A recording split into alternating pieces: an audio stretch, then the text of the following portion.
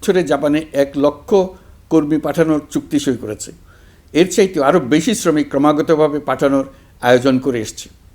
প্রিয় দেশবাসী, 1971 সালে বাংলাদেশ স্বাধীন হওয়ার পর অর্থনৈতিকভাবে আমাদের যে উন্নতির শিখরে থাকার কথা ছিল, বিশ্বের কাছে মাথা উঁচু করে দাঁড়াবার কথা ছিল, সেই উচ্চতায় আমরা পৌঁছতে পারিনি।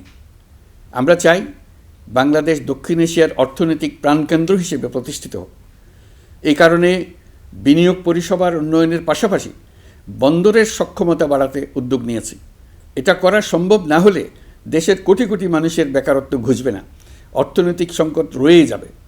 চট্টগ্রাম বন্দর নিয়ে অনেকের মধ্যে কৌতূহল তৈরি হয়েছে। মাঝে মাঝে এমন কথাও শুনেছি যে এই বন্দর বিদেশিদেরকে নাকি দিয়ে দেওয়া হচ্ছে। আমি আগেও জানিয়েছি, চট্টগ্রাম বন্দর হলো বাংলাদেশের অর্থনীতির হৃৎপিণ্ড। বর্তমানে এই হৃৎপিণ্ড অতি দুর্বল।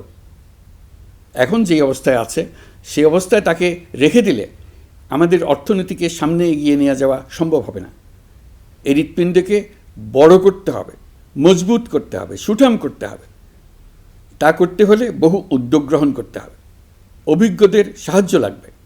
আমরা যাদের সঙ্গে যোগাযোগ করেছি তারা বন্দর ব্যবস্থাপনায় বিশ্বের সেরা, সবচেয়ে অভিজ্ঞ। তারা ইউরোপ, কানাডা, অস্ট্রেলিয়া, চীন, দক্ষিণ কোরিয়া, ভারত, পাকিস্তান, তুরস্ক, মধ্যপ্রাচ্য ও আফ্রিকা সহ বিশ্বজুড়ে বন্দর পরিচালনা করে। তাদের কাজ বন্দর ব্যবস্থাপনা। আমাদের লক্ষ্য হলো বন্দর ব্যবস্থাপনার কাজ যত তাড়াতাড়ি সম্ভব তাদের কাছ থেকে শিখে নাও। আমি গ্যারান্টি দিয়ে বলতে পারি, যদি 31 সালের মধ্যে আমরা বন্দরের কাজ শিখে ফেলি, এর পরবর্তী 5 বছরে অর্থাৎ 36 সালের মধ্যে পৃথিবীর যত দেশে যত বন্দর এই কোম্পানিগুলো চালায় তাদের বহু বন্দর এই বাংলাদেশিরাই পরিচালনা করবে। আপনারা যে বন্দরেই পা দেবেন দেখবেন সেখানে বাংলাদেশিরা আছেন। বহু লোকের কর্মসংস্থান হবে, বহু লোকের উপরে ওঠার সুযোগ হবে। তাদের নিজেদের প্রয়োজনেই তারা আমাদের চাকরি দেবে। আগে যে কোনো জাহাজে চড়লে দেখতাম জাহাজের নাবিক চট্টগ্রামের কিংবা সিলেটের। বন্দরের কাজ একবার শিখে নিতে পারলে ভবিষ্যতে আমরা যে বন্দরে যাব না কেন দেখব সেখানে চট্টগ্রাম, নোয়াখালী, সিলেট আর বরিশালের লোক, বাংলাদেশের লোক। আমাদের বন্দর যদি আধুনিক হয় তা শুধু বাংলাদেশের অর্থনীতিতেই ভূমিকা রাখবে না, বরং আমরা নেপাল, ভুটান সহ পার্শ্ববর্তী সকল দেশের অর্থনীতিতে ইতিবাচক ভূমিকা রাখতে সক্ষম হব। এই বন্দরই হবে অঞ্চলের অর্থনীতির সমৃদ্ধির চাবিকাঠি। কুমিরা থেকে টেকনাফ পর্যন্ত নানা বন্দরের কর্মচাঞ্চল্যে সমগ্র উপকূল অঞ্চল দক্ষিণ এশিয়ার একটি গুরুত্বপূর্ণ অর্থনৈতিক প্রাণকেন্দ্র হিসেবে প্রতিষ্ঠিত হবে। এই পুরো অঞ্চলে অনেকগুলো শিল্পাঞ্চল গড়ে উঠবে শুধু সমুদ্রের সান্নিধ্য এবং তার ব্যবহারের দক্ষতার কারণে।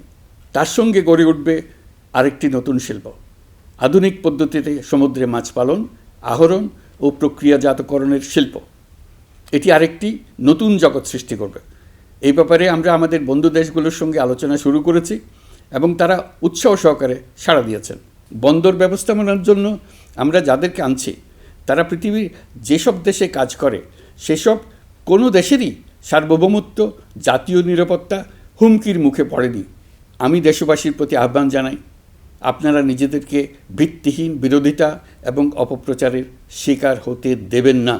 অন্তর্বর্তীকালীন সরকারের বন্দর ব্যবস্থাপনার উদ্যোগে আপনাদের দৃঢ় সমর্থন অব্যাহত রাখুন। যারা বিরোধিতা করছে তাদের প্রতিহত করুন। আপনারা জানেন আমাদের দেশে এখন 12 লক্ষ রোহিঙ্গা বসবাস করছে।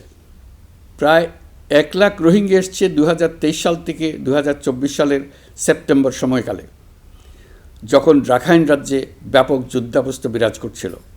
সেখানে চলমান সংঘাত ও মানবিক পরিস্থিতির কারণে এখনও অনেকে আসতে চেষ্টা করছেন। রোহিঙ্গাদের বাংলাদেশে আসা বন্ধ করতে এবং যারা ইতিমধ্যে বাংলাদেশে অবস্থান করছেন তাদের প্রত্যাবাসনের জন্য আমরা উদ্যোগ নিয়েছি। আমরা যখন দায়িত্ব গ্রহণ করেছিলাম তখন রোহিঙ্গা ইস্যুটিকে প্রায় মৃত অবস্থায় পেয়েছিলাম। আন্তর্জাতিক এজেন্ডা থেকে ইস্যুটি ঝরে পড়েছিল। সেই অবস্থা থেকে আমরা ইস্যুটিকে বিশ্ববাসীর দৃষ্টির সম্মুখভাবে নিয়ে আসতে পেরেছি। আমি গত বছর সেপ্টেম্বর মাসে জাতিসংঘ সাধারণ পরিষদে রোহিঙ্গা বিষয়ক একটি আন্তর্জাতিক সম্মেলন অনুষ্ঠানের আহ্বান জানিয়েছিলাম। আপনারা জেনে খুশি হবেন, জাতিসংঘের সকল সদস্য রাষ্ট্র এই বিষয়ে একমত হয়েছেন এবং তারা একটি উচ্চ পর্যায়ের আন্তর্জাতিক সম্মেলন আয়োজনের সিদ্ধান্ত নিয়েছে। এই বছর সেপ্টেম্বর মাসে যুক্তরাষ্ট্রের নিউ ইয়র্কে এই সম্মেলনটি অনুষ্ঠিত হবে। একই সাথে